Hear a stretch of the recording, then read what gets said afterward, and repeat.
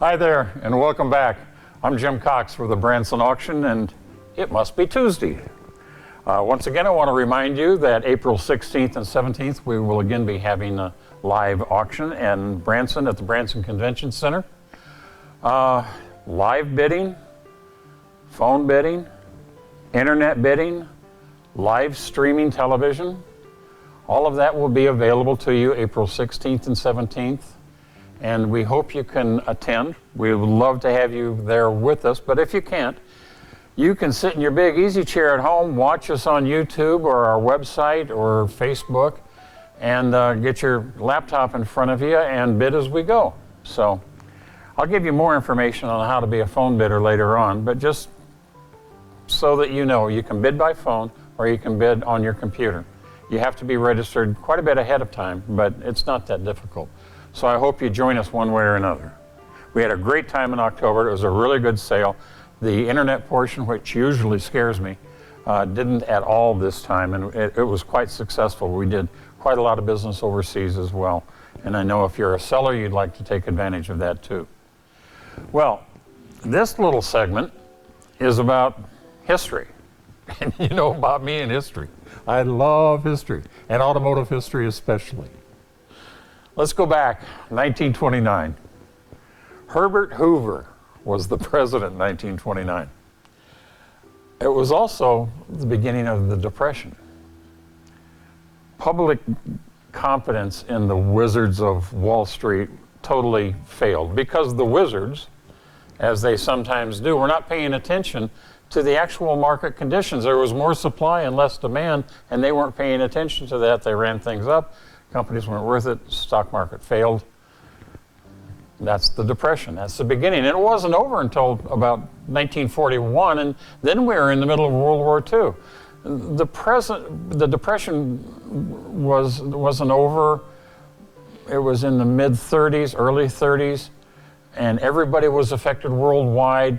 But in the midst of all of that, I find it really interesting that one of my favorite car manufacturers not only survived, they kind of thrived. They did pretty good considering the conditions. That particular manufacturer that I love so much is Packard. Packard, and I'm not talking about their later cars. They lasted up into the 50s before the company failed. But I'm talking about their early cars, specifically 30s, specifically this 1932.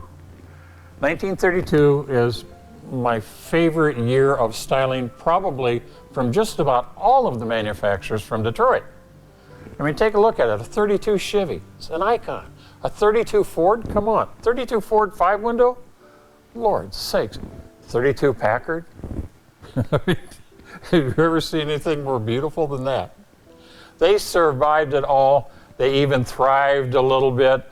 And the 9th series was introduced in 32. This is a 9 series. This is a 902. And they were longer, they were lower, they were more powerful. The Standard 8 put out 110 horsepower, and the compression ratio for this big engine was only 6-to-1. Can you believe that? Nowadays, we're pumping 12-to-1 on some of our toys. Raymond Dietrich was the designer for Packard. In fact, 1932 was Dietrich's very last year. And 32 was his last design group. What a legacy he left behind.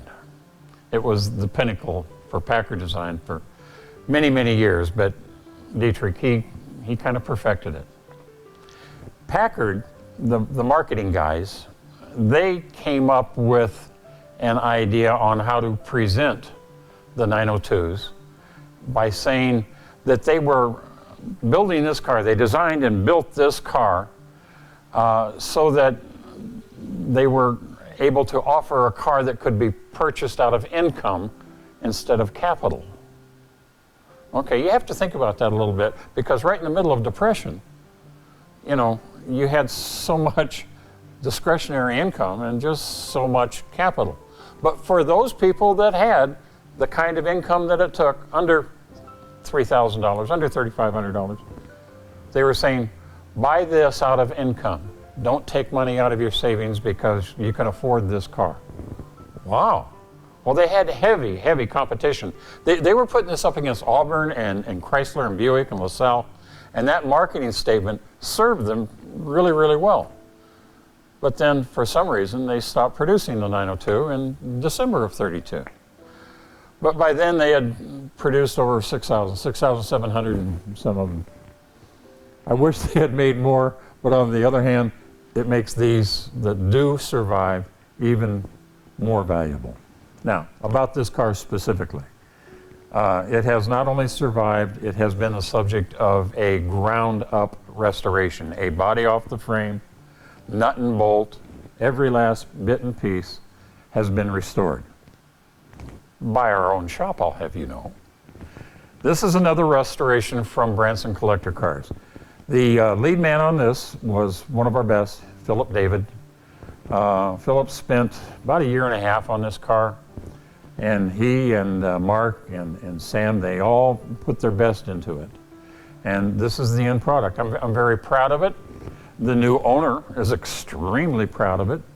And so there you are. This is a product of Branson Collector Cars, the Packard Company, Raymond Dietrich, and all the people that loved it in between. It's not in the auction. It's already been sold, and the new owner isn't interested in parting with it. Anyway, please join us April 16th and 17th for the Branson Collector Car Auction in Branson, Missouri. We're well into our 4th decade, and it's about time you got to know us, and we'd love to know you, so come on down. Look forward to meeting you. Goodbye for now. See you next week.